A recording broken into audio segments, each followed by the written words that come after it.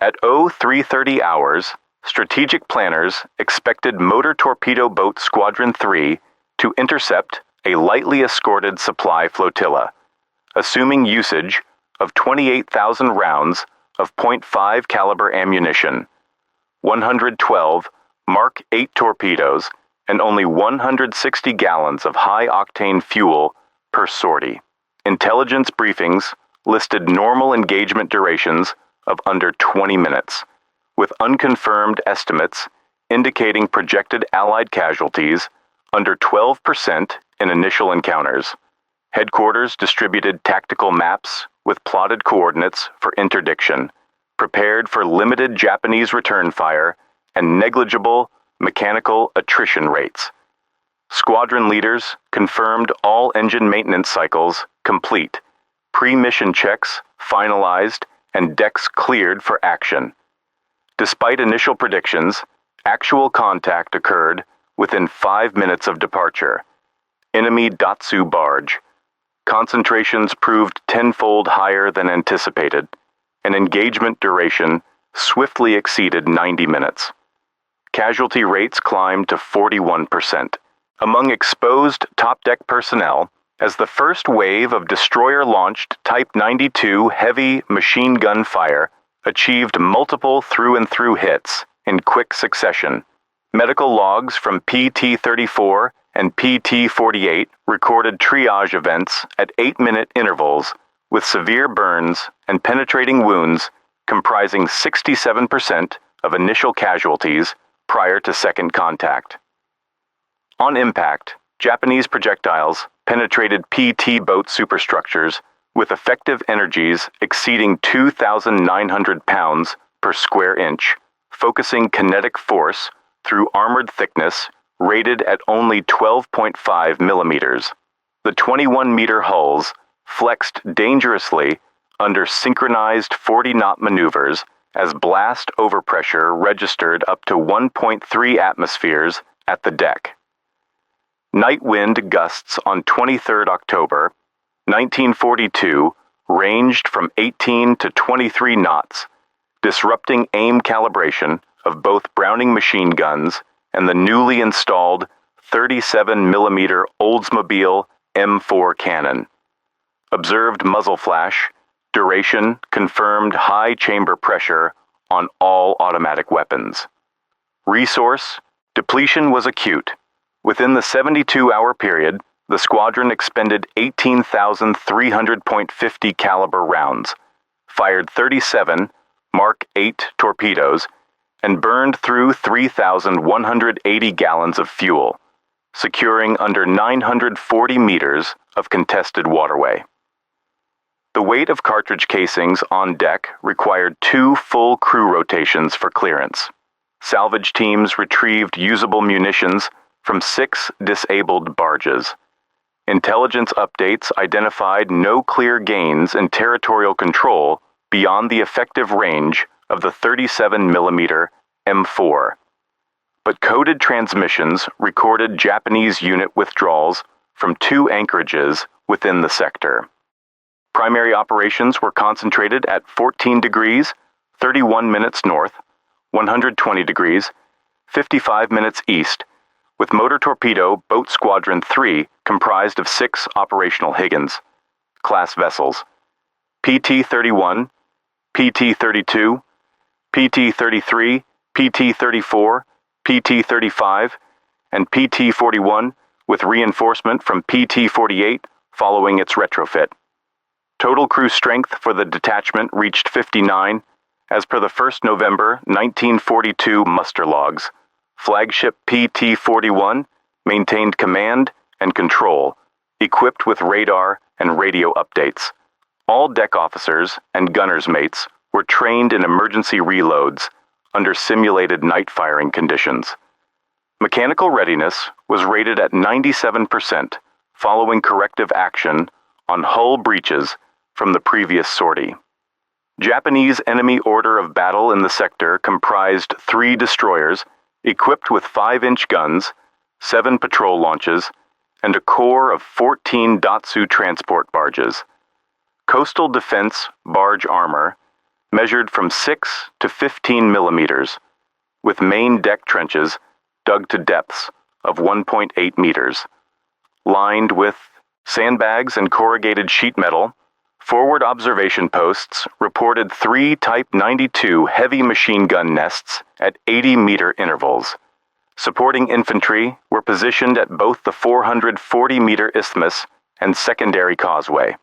Japanese crews maintained alternating 12-hour watches, with technical teams stationed at embarkation points to facilitate rapid loadout of barge convoys.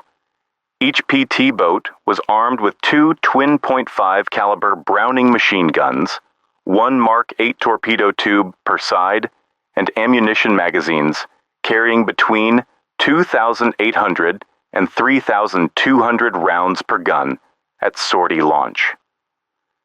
The improvised 37mm Oldsmobile M4 on PT-48 was supplied with just 9 drum magazines of 30 rounds each, requiring an average reload interval of 12 seconds under optimal crew drill. Fuel capacity per vessel was 3,100 gallons, yielding an operational endurance of 135 to 150 nautical miles per full load. Supply lines covered 39 miles to the nearest refueling station, with munitions convoys routed through 4 separate drop points. To avoid interdiction, meteorological reports for the operational window described intermittent overcast, with visibility reduced to 590 yards by persistent surface mist after 2,400 hours. The waterline showed increased viscosity, with floating debris fields reducing vessel speed at throttle increments above 3,800 RPM. All torpedo launches during pre-dawn hours were programmed for 10-foot minimum run depth in order to clear shallow reefs. At 02:15 hours, tactical chart updates identified cross-currents at 5.7 knots, shifting north-northeast, forcing course corrections and staggered patterns.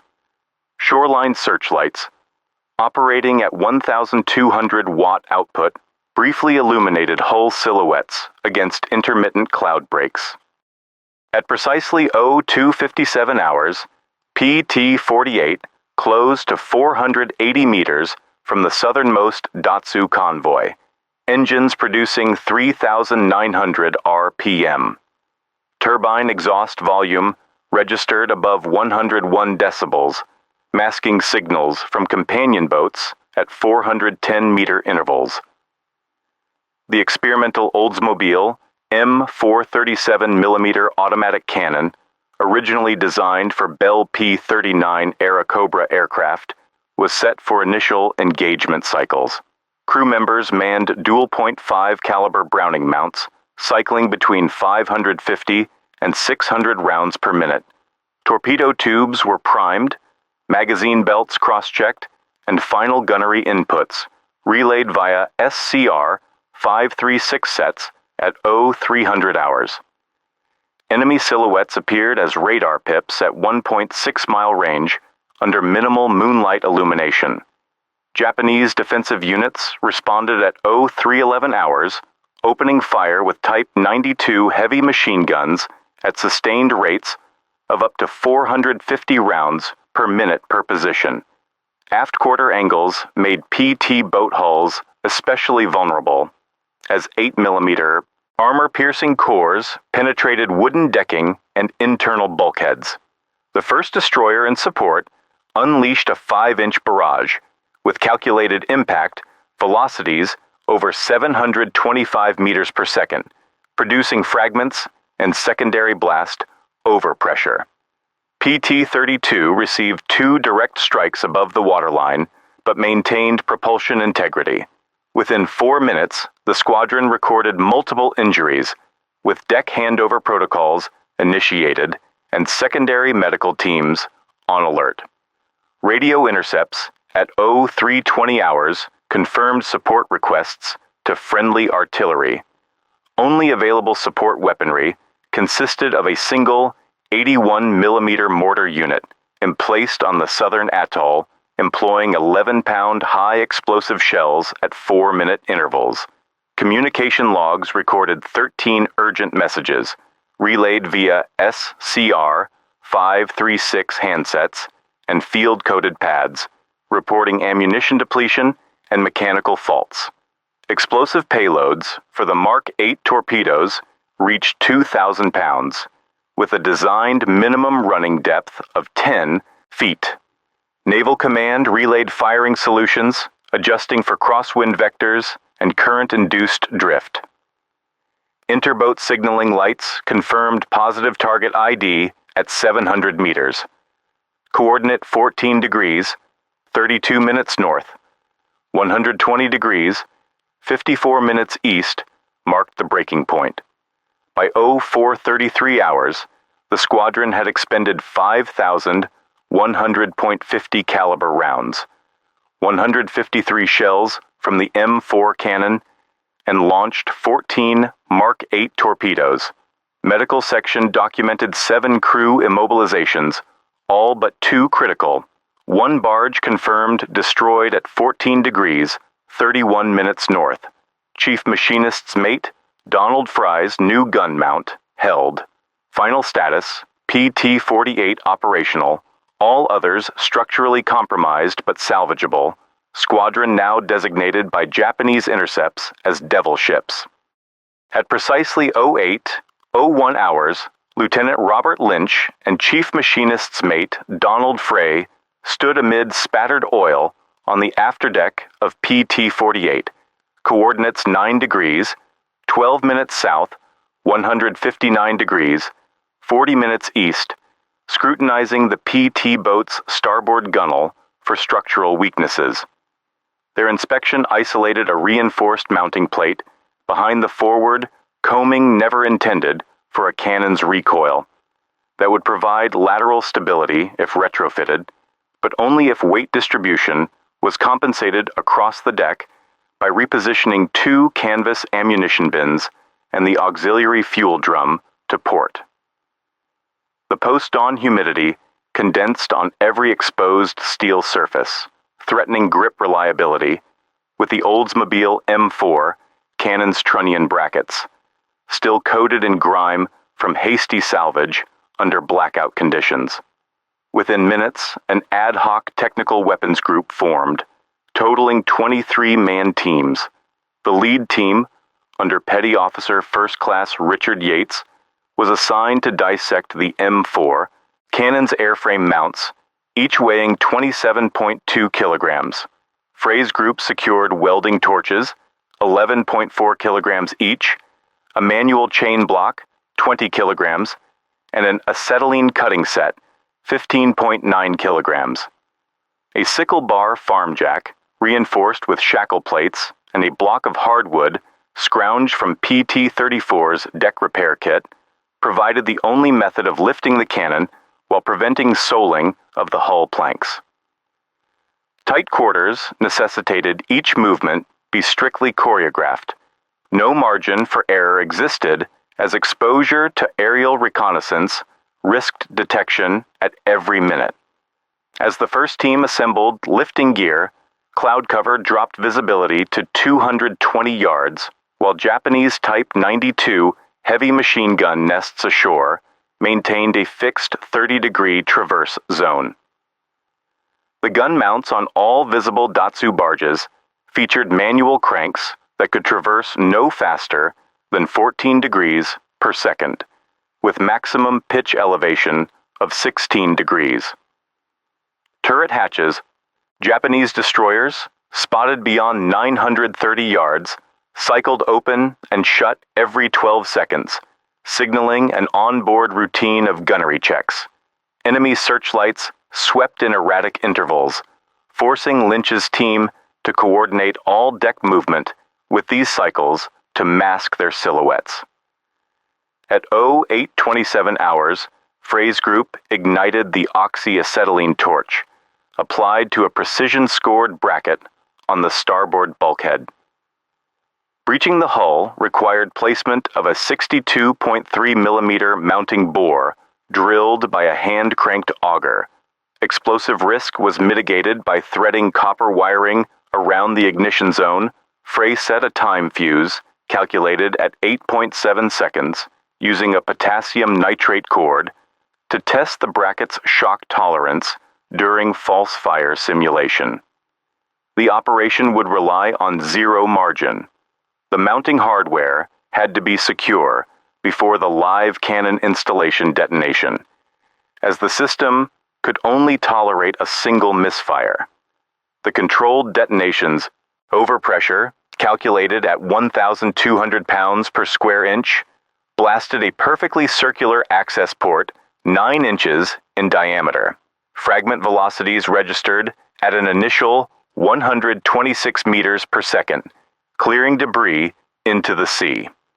The technical team immediately advanced their primary cannon mounting hardware and positioned it through the breach, initiating a rapid install protocol at a lateral rate of 6.2 meters per second. Lynch's command to man battle stations echoed across all PTs, signaling immediate armament and the testing of the improvised system before approaching Japanese patrol routes within the next engagement cycle. The core breaching operation depended on 2 M1A1 Bangalore torpedoes, each measuring 1.5 meters in length, filled with 2.8 kilograms of TNT per section. The tube's cylindrical steel sheaths funneled the detonation to avoid uncontrolled lateral dispersal. The explosive's measured detonation velocity reached 6,900 meters per second. The purpose? To punch a precision port through 9 millimeter thick, hull steel and secondary wooden layers, leaving clean margins for bracket installation.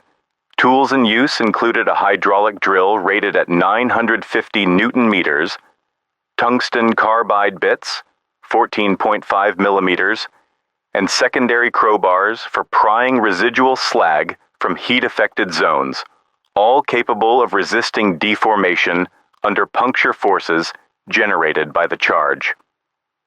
The defensive network's geometry around the breach site was now thoroughly compromised. Japanese Type 92 heavy machine gun interlocking fire overlapped only 48 degrees out of their theoretical 120-degree zone, leaving 72 degrees as dead ground. 2 Datsu landing barges sat immobilized at 11 degrees, 58 minutes south, 160 degrees, 00 minutes east, their twin mounts locked by debris and restricted to a traverse sweep of just 19 degrees each. The 5-inch guns on nearby destroyers presented the only real threat, but their slow update rate of 7 seconds per firing cycle and 18-second reload window imposed a lag in suppressive coverage. The functional result was a predictable sequence. PT boats, once incapable of confronting barge traffic directly, now moved through a limited exposure window, effectively evading twice the volume of converging fire as previous sorties. During the direct assault on the enemy pillbox across the Sound, PT-48's deck teams brought forward their sole flame projector, a Model N AF Mark I, with a working burn temperature of 2,200 degrees Fahrenheit and a fuel consumption rate of 2.3 liters per minute. The Model NAF Mark I discharged liquid napalm in a controlled 11-second burst, creating thermal conditions capable of burning through up to 5 centimeters of timber within 4 seconds. At close quarters, the combination of the 37mm cannon and the flamethrower created overlapping kill zones, with the former able to saturate a 50-degree arc ahead, while the latter denied maneuver to exposed enemy gun crews. The thermodynamic stress inflicted on enemy strongpoints exceeded their designed heat capacity by approximately 50%. The installation of the Oldsmobile M4 automatic cannon yielded a dramatic change in ballistic outcomes when paired with hand-placed 5-kilogram TNT satchel charges. Testing at 60 yards confirmed the M4's ability to puncture Datsu barge hulls at a minimum of 150 millimeters, with fragmentation exceeding an effective radius of 4.3 meters. The TNT satchel's blast wave generated a peak overpressure of 3,900 pounds per square inch, delivering terminal injury effects across a 12-meter radius and instantly neutralizing enemy weapon crews. Combined, these weapons created overlapping zones of suppression, allowing PT-48 and her consorts to deliver rapid successive attacks without pausing for rearming cycles previously dictated by torpedo reload limits. Corroborating field outcomes, radio traffic logs from U.S. Naval Base Tulagi at 0858 hours recorded expanding operational windows for the newly armed PTs. Analysts' transcripts quantify the breached gap for patrol egress at 41 meters, up from the previous 15 meters before cannon deployment. Combat signals between PT-41 and PT-34 cite a 320 millisecond reduction in time to full salvo. Enemy intercepts decoded by cryptosection at 0907 hours refer to intolerable concentrated fire, confirming that Japanese barge operators could no longer stage nightly resupply runs east of 160 degrees, 01 minutes east without encountering catastrophic loss rates.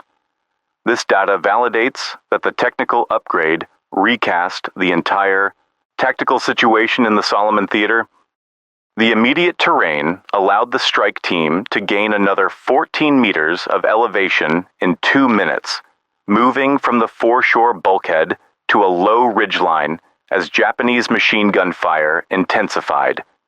Resistance was heaviest at the 7-meter mark, when a concealed Type 92 position bracketed the slope with sustained automatic fire, but the combined barrage from the new 37mm cannon and forward Browning machine guns suppressed the threat after a 5-second burst. Ascent occurred under cover of smoke grenades set to a 70-second burn time, while advance elements leapfrogged using 3-man fire teams. Debris from the controlled breach provided partial cover, allowing 11 men to clear the rise without material loss. By 0834 hours, the primary formation breached the enemy's previously unbroken perimeter, setting the stage for exploitation further inland. During reorganization, command logged 2 minor wounded and 1 fatality from shrapnel at point of breach, while the .50 caliber ammunition reserve dropped below minimum levels. Redistribution relied on PT-31 transferring 320 rounds by duffel. Radio operators on PT-48 established link with headquarters at 0836 hours, communicating a code word for successful breach and triggering an immediate order to redirect all remaining torpedo boats for exploitation along the widened egress. Link's call sign teams were assigned all recovered Mark 8 torpedoes for rapid redeployment, while PT-32 was rerouted to reinforce the forward teams.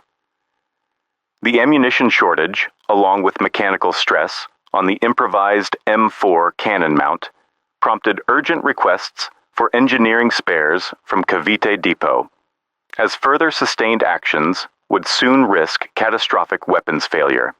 Quantifiable results followed within the first 40 minutes. 4 bunkers destroyed, 17 Japanese defenders neutralized, and 7 prisoners apprehended. Success of the breach and rapid occupation forced enemy elements to break contact and reposition farther, inland, a shift confirmed by subsequent SIGINT intercepts showing altered radio traffic at 0852 hours. With the expanded gap now measuring 41 meters wide, the PT boats secured an unopposed corridor back to deep water, a reverse of their prior vulnerability in restricted channels. This advance not only shattered the psychological dominance of Japanese gunnery, but established permanent technical parity for PT operations in all Solomon waters.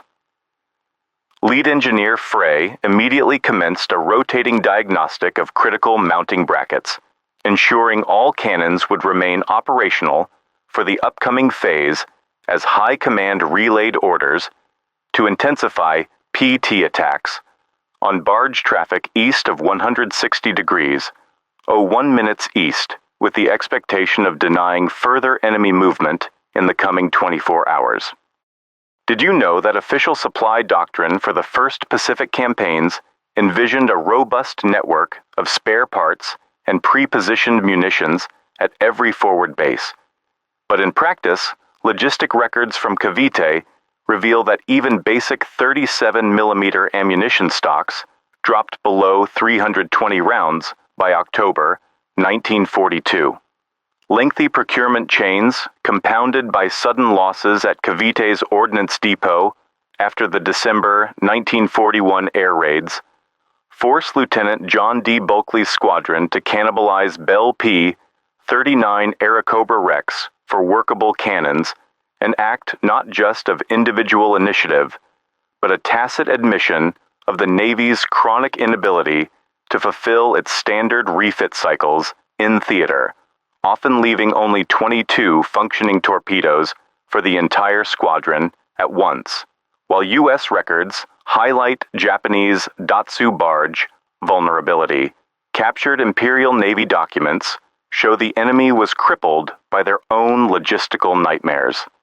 On 24 October 1942, a decoded dispatch from 8th Fleet detailed an emergency request for reinforced barge armor and replacement 5-inch ammunition, indicating the Japanese guessed at the sudden firepower escalation, but had only 12 replacement Datsu hulls available for the entire Solomon Islands theater. Diaries recovered from sunken barges reveal gunners, sometimes rationed, Type 92 machine gun belts, forced to deal with 48-hour stretches between regular resupply runs as U.S. air interdiction intensified, leaving whole flotillas undersupplied, just as PT-48's new cannon entered the fight. The geography of the Solomon Islands, seldom fully explained in doctrinal after-action reports, presented lethal surprises for both sides. Did you know the region experienced record nocturnal sea fog on 21st to 22nd October 1942, blanketing the searchlights at less than 37 meters and raising humidity to nearly 95% conditions that almost neutralized early radar and made visual manning of deck guns, especially jury-rigged mounts, a nerve-wracking task. According to Chief Machinists Mate Donald Frey's maintenance logs, this humidity caused recoil springs in the newly mounted M4 to seize unless lubricated every 94 minutes.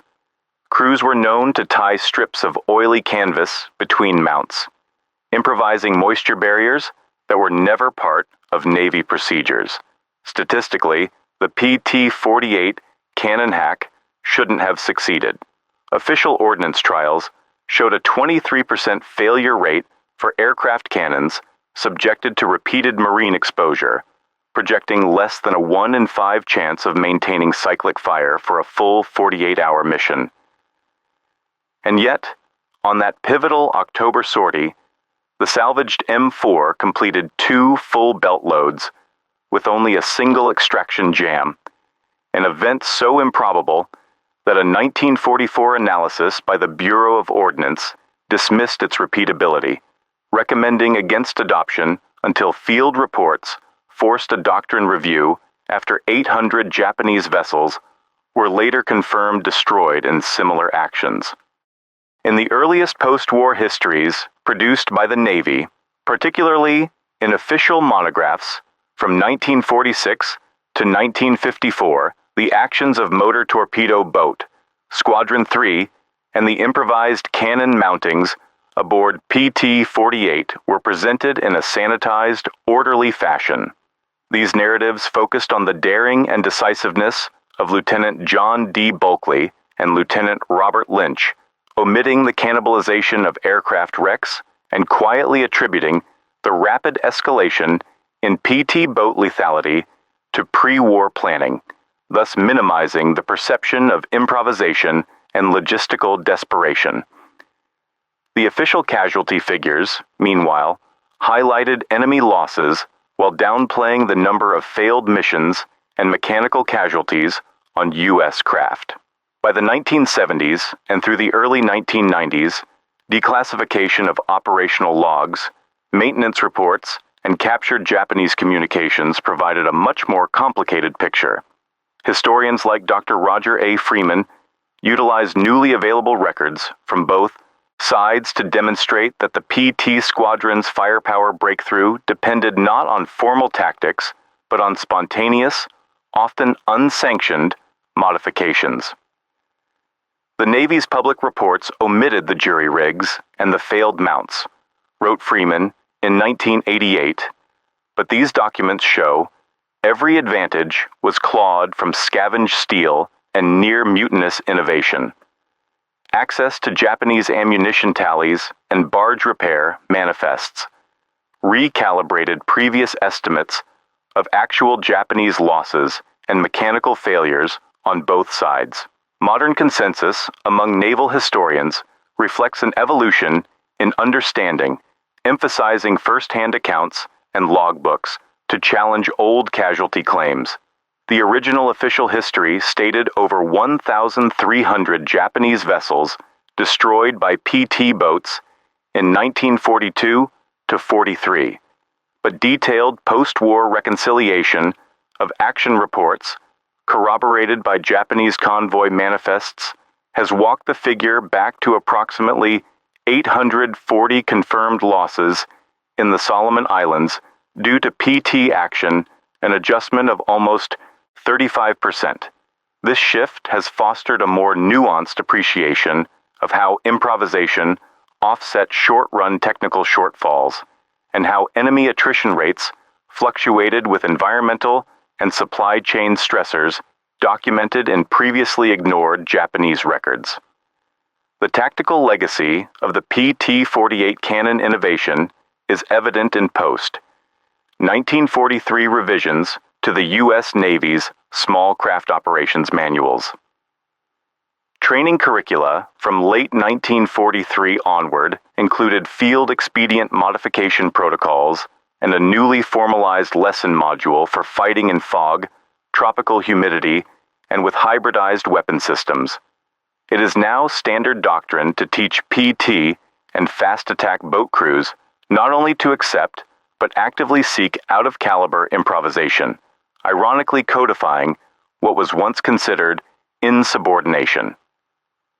Directives, once marked for official use only, now cite the PT-48 sortie as the prototype for combat innovation under extreme material constraint. Before the war, Chief Machinist's mate Donald Frey worked as an auto mechanic in Akron, Ohio, rebuilding engines and refining his sense for machine temperament in oil-stained garages.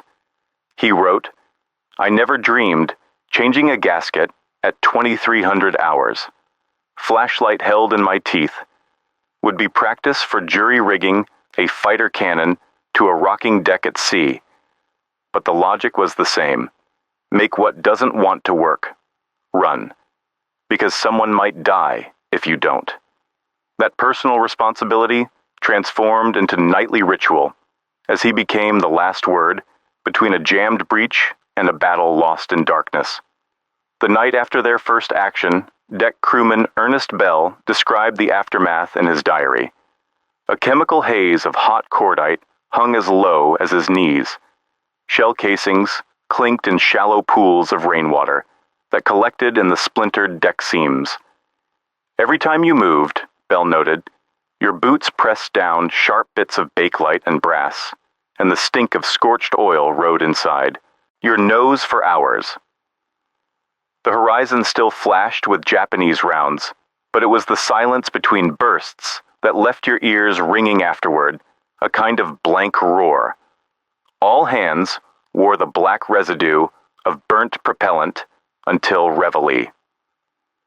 An unwritten letter found in Lieutenant Robert Lynch's effects began, "Dear Dorothy, the weather's still against us," but his real account never described the sweaty hands feeding each 20-round belt, or the moment when the gun's sear locked shut at 0200 hours. He omitted Theodora Fear, a mixture of rust, oil, and adrenaline that clung to his jacket as surely as any battle ribbon.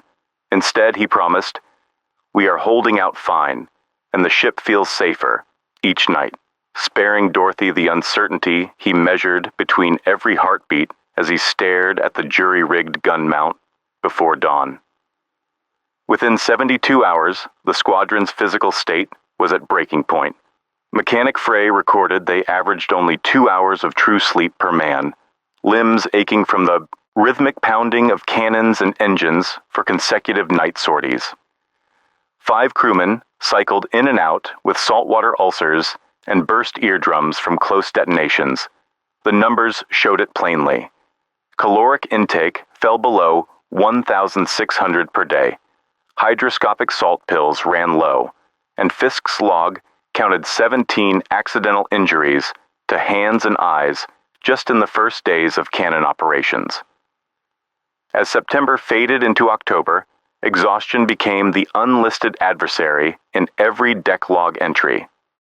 Within 48 hours of mounting the 37mm Oldsmobile M4 cannon on PT-48, the immediate tactical shift was unequivocal. In a single night operation off Kolombangara, PT-48 and her sister boats engaged Japanese Daihatsu barges with unprecedented direct fire, sinking 8 transports and damaging a further 3 within a 17 square kilometers sector of Blackett Strait. With over 1,000 Japanese troops and nearly 200 tons of war materiel denied reinforcement or resupply, the Imperial Japanese Army's tempo on New Georgia and surrounding islands slowed measurably by 0600 hours the next morning. These gains, realized almost entirely through unorthodox firepower, marked the first time PT boats asserted command over previously uncontested night sea lanes, using direct, continuous, cannon fire reversing Japanese barge operations in the Central Solomons in under 2 days. Operationally, once results were confirmed by Theater Command, Vice Admiral William Halsey issued OP Order 42, directing all available Pacific PT squadrons to implement similar weapons installations. By 29th of October, 1942, Chief Machinists Mate Donald Fraze field-adapted cannon mounts had been copied and fitted to 24 additional PT boats, operating from Tulagi, Rendova, and Vella La Vella. Fleet instructions from Admiral Chester Nimitz emphasized flexible armament modifications, formally suspending previous Bureau of Ordnance doctrine that prescribed non-standard weapons. Concurrently, Japanese 8th Fleet Command reallocated Type 92 heavy machine guns and initiated convoy reroute orders, redirecting supplies through alternate bypasses, slowing their reinforcement cycles by over 48 hours per shipment. The enhancement in firepower reshaped night interdiction doctrine for the remainder of the Solomon Islands campaign. The evolution initiated by PT-48's cannon hack accelerated the broader strategic trend redefining littoral warfare. Over the next 18 months, U.S. PT squadrons, now routinely equipped with aircraft, cannon contributed directly to the attrition of more than 800 enemy supply craft across the Central and Northern Solomons. These losses, independently verified in post-war Imperial Japanese Navy diaries and by Allied after-action reports, contributed to the collapse of logistical support on Guadalcanal, New Georgia, and ultimately Bougainville. By late 1943, With logistical lines in disarray, the Japanese withdrawal from the central archipelago became an operational inevitability.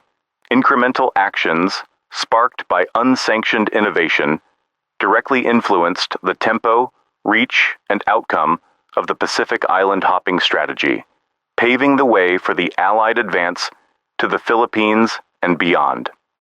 Had PT-48's field upgrade with the Oldsmobile M4 cannon failed or been rejected, the outcome for U.S. forces in the Solomons would have dramatically shifted. Without a rapid response, high-caliber, direct-fire weapon capable of shredding Daihatsu barges and repulsing assaults at under 500 meters, PT boats would have continued to expend large Mark 8 torpedoes against shallow draft targets, missing high-value barge convoys and losing surprise at short range. Japanese supply echelons would have landed thousands more men and tons of equipment on critical islands, potentially enabling coordinated counterattacks against isolated marine and army positions.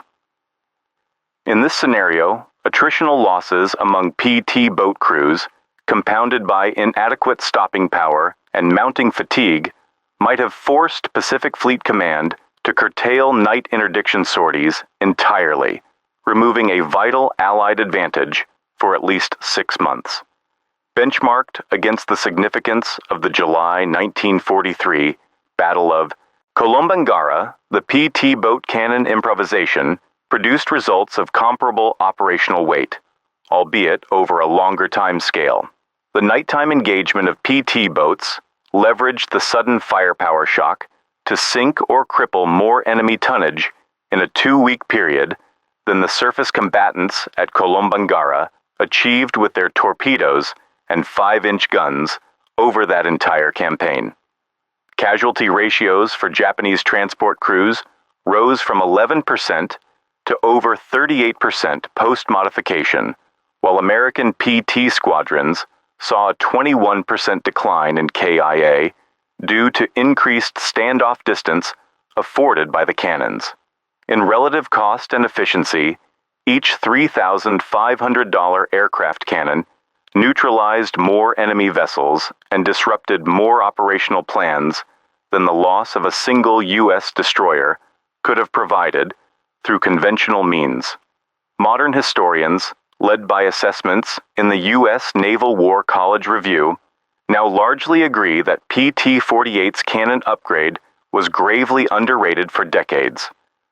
The operation's initial reputation as a minor field expediency masked its system-wide effect, influencing doctrine, material priorities, and the outcome of multiple engagements. Only with retrospective triangulation of Allied and Japanese records has the full impact been recognized. Official histories, commissioned post 1960s still understate its ripple effects compared to amphibious landings and carrier actions, even though both Axis and Allied war diaries confirm a decisive degradation in Japanese night resupply effectiveness. Today's professional consensus recognizes the episode not as an outlier, but as a catalytic inflection point in Pacific maritime warfare. Following the collapse of Japan's Pacific perimeter, Motor Torpedo Boat Squadron 3 was officially disbanded at the Navy Yard, Mare Island, on November 15, 1945. Surviving vessels, including PT-48, were decommissioned and allocated to the Foreign Liquidation Commission, or destroyed according to salvage and disposal directives. Lieutenant Robert Lynch entered civilian service, later joining the Naval Reserve with commendation for extraordinary field modification under fire. Chief Machinist's mate Donald Frey received a Navy Commendation Medal for technical merit. Few other original members of this improvisational cohort would serve in active combat again, as evolving fleet doctrine rendered the PT cannon hybrid a wartime innovation. Today, the naval yards at Cavite and relics at Blackett Strait remain largely unmarked by public monuments, but targeted preservation projects have begun. The American Battle Monuments Commission lists 27 graves at the Manila American Cemetery for PT boat casualties lost during the 1942 to 1943 interdiction campaign. The Pacific War Memorial Museum at Corregidor Island features a salvaged 37mm aircraft cannon and a commemorative bronze plaque for Lieutenant Lynch's crew, highlighting the vessel's role in the Solomons Theater. In Japan, no corresponding monument exists, yet battlefield tours reference the area as the site of the Devil Ship's onslaught, providing a somber counterpoint. Evaluation of this episode reveals a stark cost-value equation. The lives lost and materiel expended, while grievous, were offset by the collapse of Japanese resupply throughput, the acceleration of Allied amphibious advances, and the preservation of thousands of U.S. and Allied casualties otherwise expected from prolonged island battles. The technical audacity embodied by PT-48 endures not as a relic, but as a strategic lesson, a reminder of how illicit innovation and desperate improvisation shaped the terminal trajectory of the Pacific War. The debt owed to these men remains fixed, their legacy imprinted in the annals of naval and amphibious warfare. Thank you for watching this account of 72 Hours. Illegal cannon turns PT boats into devil ships. If you found these stories of tactical risk, battlefield adaptation, and legacy in the Pacific War compelling, please subscribe and leave a comment on what topics you would like us to examine next. Your feedback and support allow us to investigate hidden military histories and document the resilience of those who shaped them. Stay vigilant for our next episode, where history's most dangerous innovations and decisive hours are brought to life.